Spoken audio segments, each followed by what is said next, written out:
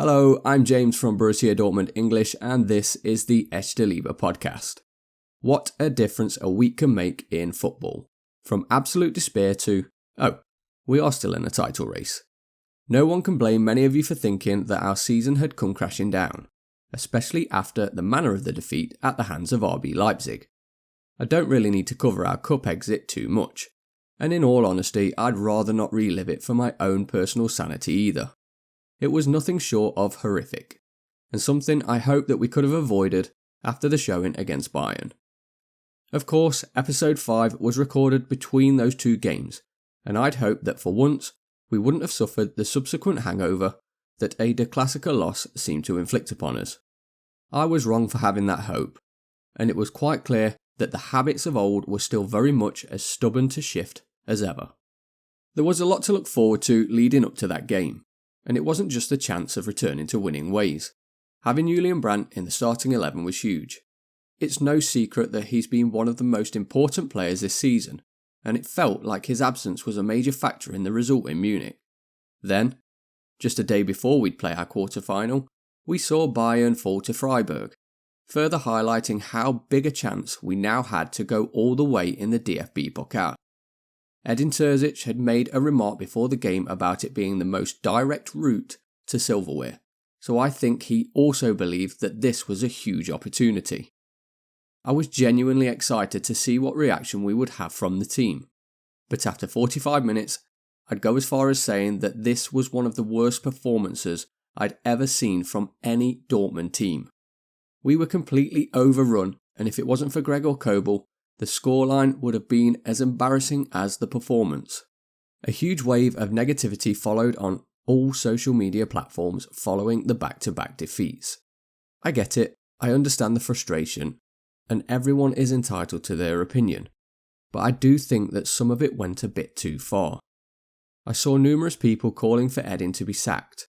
He was being called tactically inept and incapable of managing such a big club due to his so-called lack of experience. I couldn't believe what I was seeing. This is a man that delivered our last piece of silverware, and a man that had been the mastermind behind a 10-game unbeaten run in the Bundesliga, which had propelled us to the top of the table.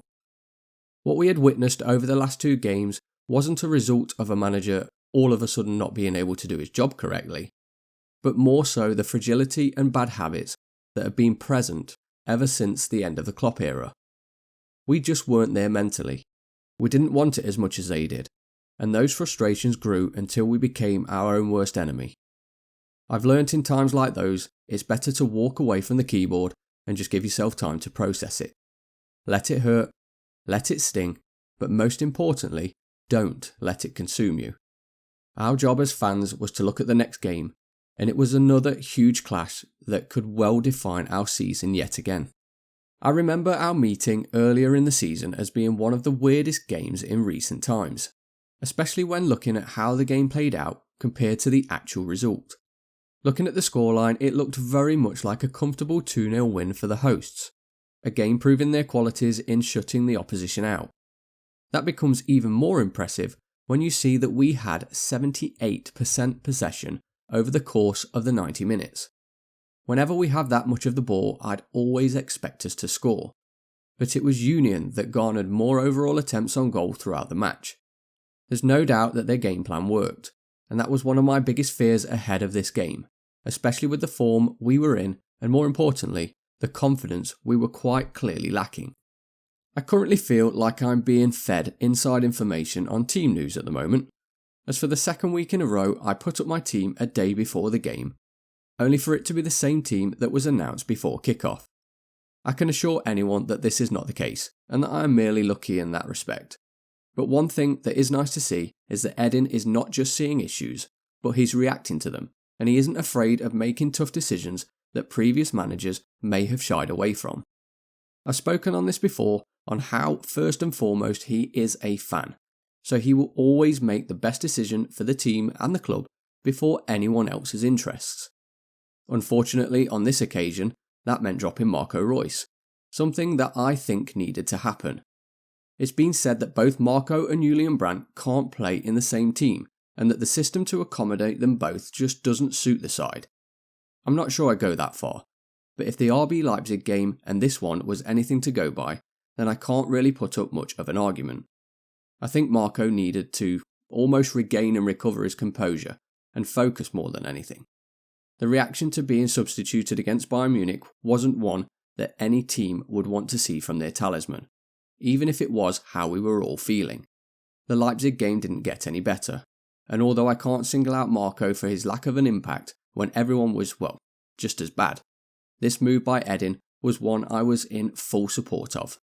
Having Malen and Adeyemi start, and in turn given us width and an injection of pace on both sides of the field, was crucial against Union. It allowed us to stretch them, which is something that we've been missing against Bayern and Leipzig, and in turn, pockets of space were created for Bellingham and Brandt. Another player that thrived in this was Rafael Guerreiro, who had returned to left fullback. He must be our most versatile player, and after delivering a pinpoint cross to Daniel Malen to open the scoring, he became the Bundesliga assist leader with 11 for the season. He's created 31 chances so far this campaign, which to put into context is only 6 fewer than Jamal Musiala, although Rafa creates more chances per 90 minutes than Musiala. I really hope that we can get his contract situation sorted, because he's been a revelation this season, and at 29, he really is at the peak of his career, and I'd hate to see any other club reap the benefits when it's currently still in our hands. We were finally seeing our boys playing with the purpose and grit that we were crying out for. We looked comfortable off the ball and in control of it when we were on it. We were dangerous, and the only thing that we lacked in the first half was a second goal. We came agonisingly close just before the half when that man again, Rafael Guerreiro, found Sebastian Haller, who saw his free header saved by the impressive Frederic Ronno. He was visibly gutted on a symbolic and somewhat reflective day for both himself and Timo Baumgartel. The two of them had both suffered from testicular cancer and overcame it to return back to the professional game. The image of them together that I shared on the page is a huge reminder to us all that sometimes there are things far bigger than football. As we moved into the second half, we continued to look assured, albeit not as dominant as we were in the first. There was that slight worry that we'd come to rue that mischance by Haller, and unfortunately for ourselves, that worry was compounded in the 61st minute. We looked too relaxed, no more so than Niklas Süle. A long ball from the back was won in the air by Kevin Behrens, who then followed his knockdown, whereas Süle seemed to freeze to the spot, giving Behrens an easy side foot past Kobel to level the score. It was really the definition of a sucker punch, and I'll be honest, from what we'd seen recently, I didn't think we had it in us to respond. But that's where Edin Terzic comes in, and again manages to prove his doubters wrong. After the Union goal, he gave the side a chance to settle and to see where it was that he could win this game. And with Bayern still leading, a win was a must. Bino Gittens was the first to make an appearance, before Moukoko and Royce were brought on to essentially keep the season alive. What we didn't realise until after the match was that Terzic had pulled Mookie aside to tell him that although he was starting on the bench, it would be him that decided this match either way. From the outside, that could be seen as putting unnecessary pressure on what is still just an 18-year-old teenager.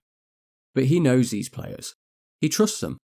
And from the outcome and resulting celebration where Mookie ran straight to Edin after scoring the winning goal, it's clear to all that they also trust and believe in him.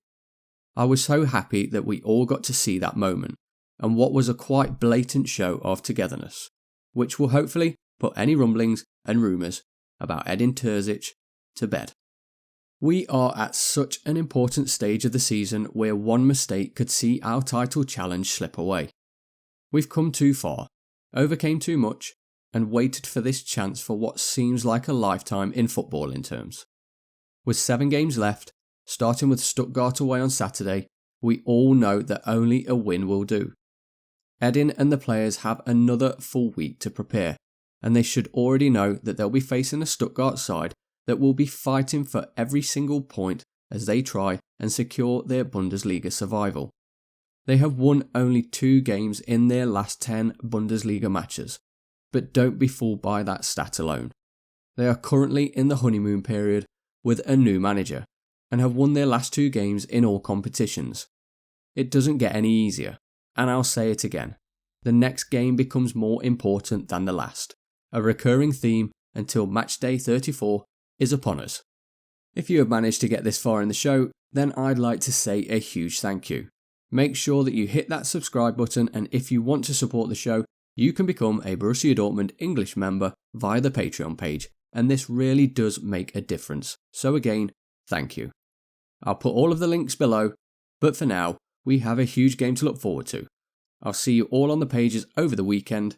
Take care everyone, and thank you for tuning in to the Echte Liebe podcast.